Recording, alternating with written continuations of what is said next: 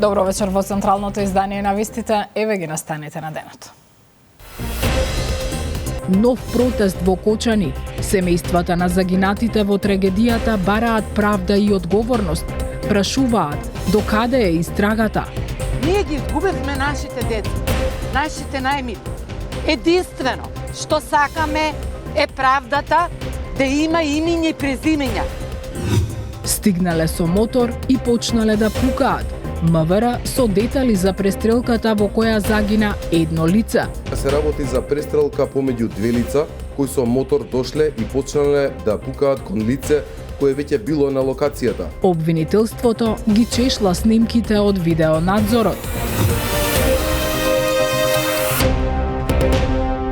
Семејствата на загинатите од трагедијата во Кочани и денеска излегоа на протест барајќи правда за своите најмили. Со транспаренти тие уште еднаш го изразија своето незадоволство од текот на постапките и побараа од надлежните институции брза и правична разрешница. Од Кочани известува Дејан Трајковски. Семејствата на загинатите во пулс на уште еден протест за правда на нивните најмили, прв откако се одбележаа 40-те дена од трагичната смрт на оние кои загинаа. Силниот дожд не ги поколеба да се соберат во голем број со слики во рацете од оние кои ги загубиле, да ги испратат своите пораки до надлежните. Започна од градскиот плоштад во Кочани, па продолжија до демолираното кафуле на газдата на Пулс, а потоа од институција до институција побараа разрешување на трагедијата, при тоа никој да не биде поштеден. Ние родителите на починатите деца би сакале барем за миг да бидете во нашата кожа. Не може да ја почувствувате раскинувачката болка која ние ја чувствуваме.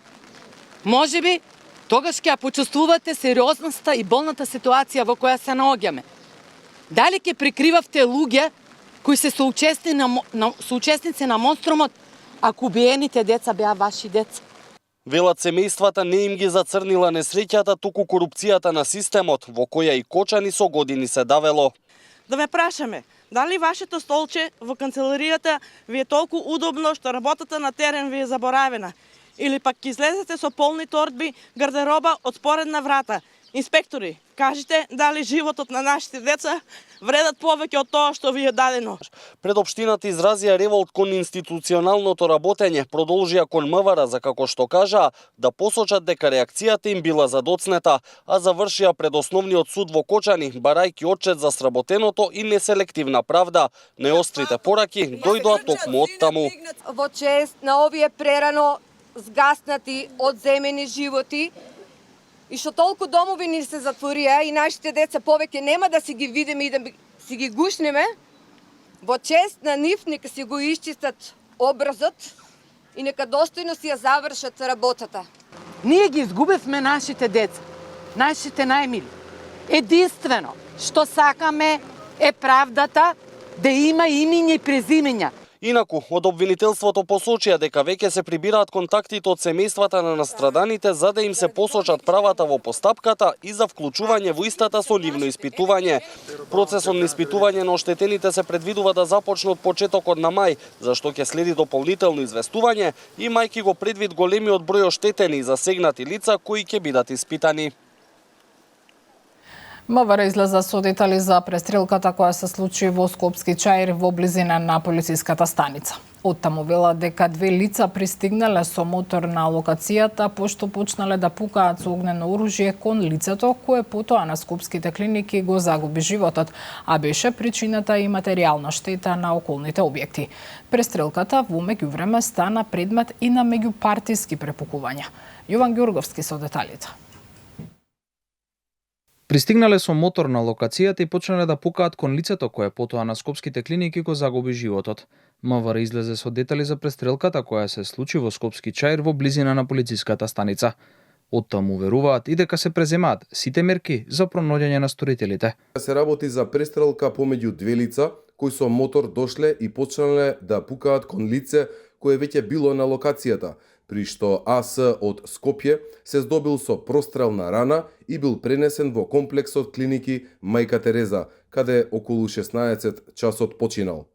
На местото на настанот најдени се повеќе чаури, а оштетени се неколку изложни стакла од околните продавници, како и неколку паркирани возила. Увид на лице место извршил и дежурен јавен обвинител, а од обвинителството соопштија дека од местото на настанот прибрани се и траги кои ќе бидат предмет на вештачење. Од лице место се прибрани траги кои ќе бидат предмет на вештачење. Врз телото на починатиот ќе биде извршена обдукција. По наредба на јавен обвинител се обезбедуваат снимки од видеонадзор од околните објекти.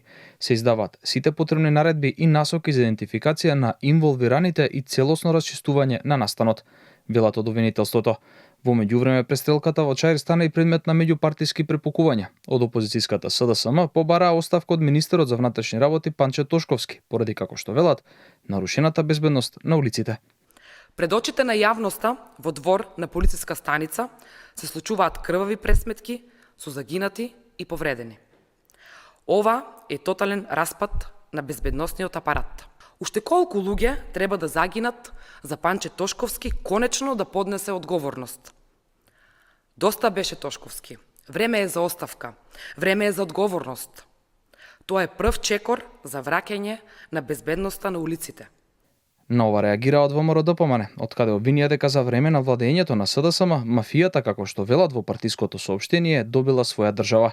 Ако некој го загрози безбедносниот систем на државата, тоа е токму СДСМ, а освен македонскиот, таа влада на СДСМ целосно го загрози безбедносниот систем и на другите пријателски земји.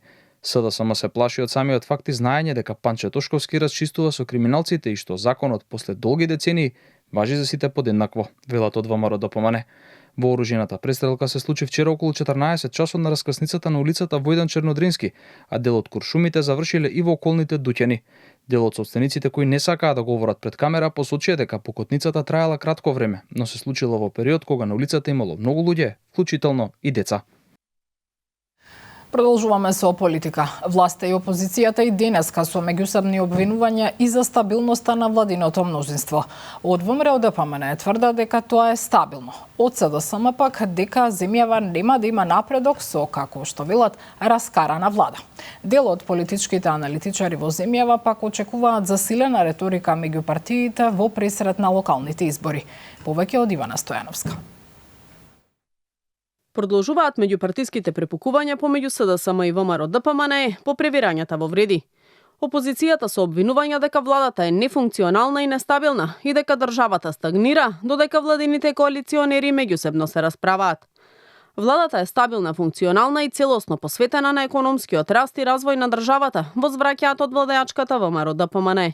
Според нив единствената работа која функционирала во времето на СДСМ и ДУИ се криминалот и корупцијата. За политичкиот аналитичар Петар Арсовски пак не може да се зборува за нестабилност на владата, се додека не се донесе конечна одлука околу учеството на Таравари во владината коалиција. Но дури и тој да излезе од неа, функционалноста на владата нема да биде доведена во прашање, бидејќи парламентарното мнозинство ќе остане стабилно. Ние нема да знаеме колку е стабилна или нестабилна владата додека не се случи таа фамозна средба помеѓу Мицкоска и Таравари и да го имаме тој епилог. Во однос на бројките, владата ги има бројките.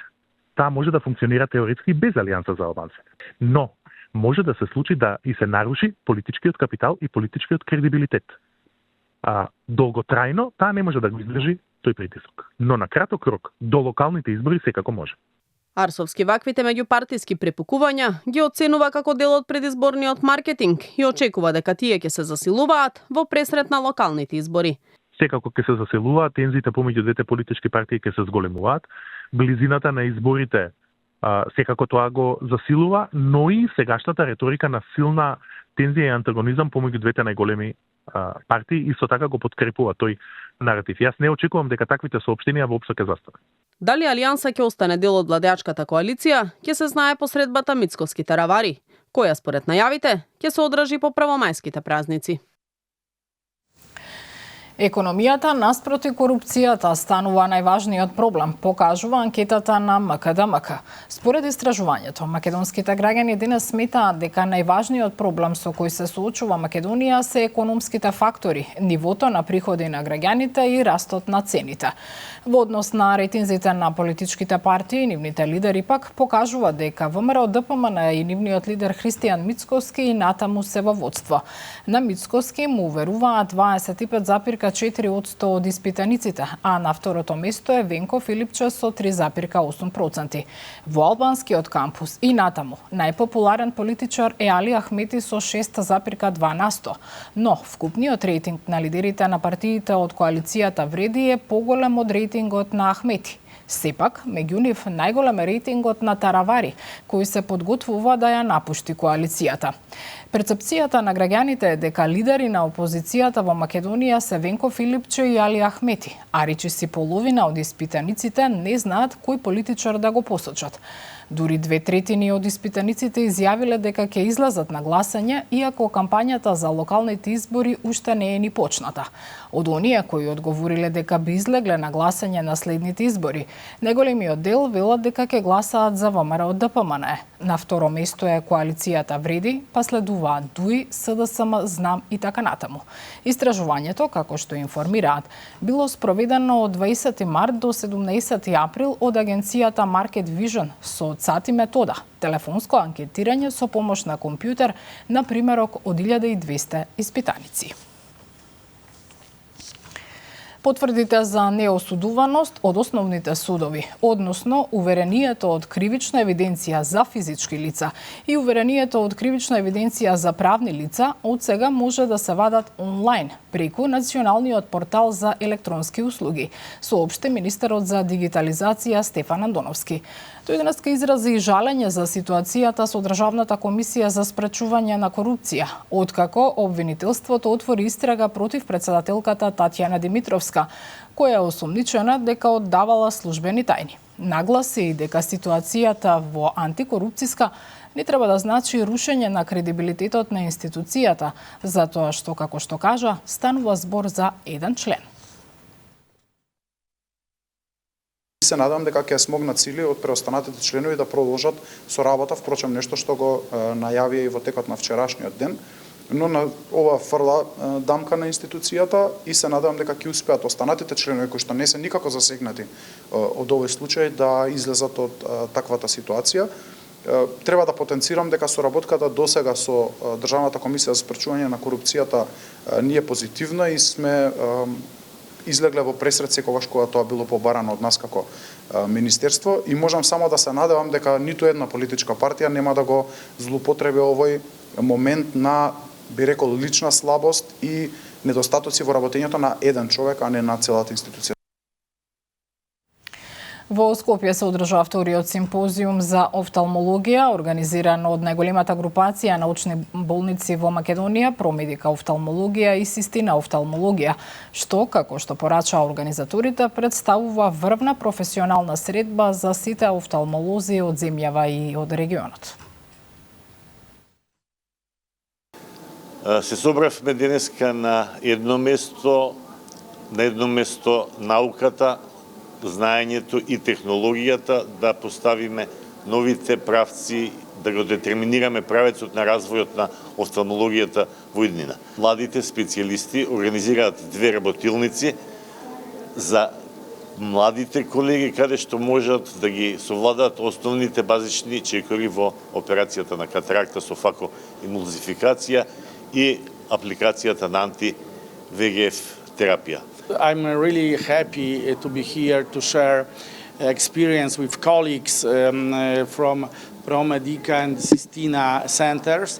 Really, I learned a lot about new technology. I hope to continue collaboration, to develop new projects together, also in the area of both treatment of patients, but also education.